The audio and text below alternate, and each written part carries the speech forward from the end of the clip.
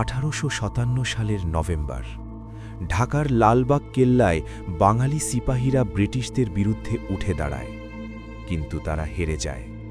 British Marin সেনারা তাদের ধরে ফেলে। প্রহসনের বিচার, ফাঁসির হুকুম।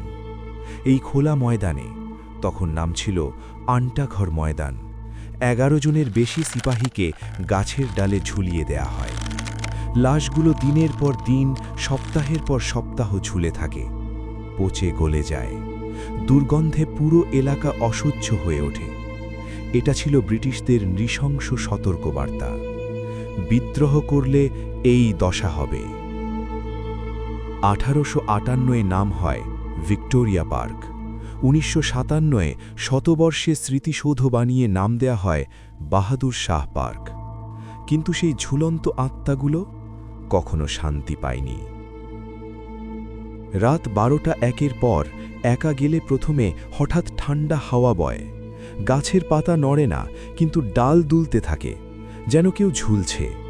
গাছের ফাঁক দিয়ে ভেসে আসে অদ্ভুত চিৎকার, ফার্সি উর্দু মিশ্রিত। 2018 এক রাত এক রিকশাওয়ালা পার্কের সামনে ঘুমাচ্ছিল। হঠাৎ ক্রিক ক্রিক দড়ির শব্দ। চোখ খুলে ওপরে তাকায়। লাল কোট পরা সিপাহী বটগাছে ঝুলছে, চোখ খোলা, সরাসরি তার দিকে তাকিয়ে। সে চিৎকার করে দৌড়ে পালায়। পরদিন গাছের নিচে পাওয়া যায় 1857 সালের একটা পুরনো কয়েন। আজও স্থানীয়রা বলে, রাতে ওই পার্কে যেও না, ওরা এখনও বিচার চায় আর প্রতিশোধ।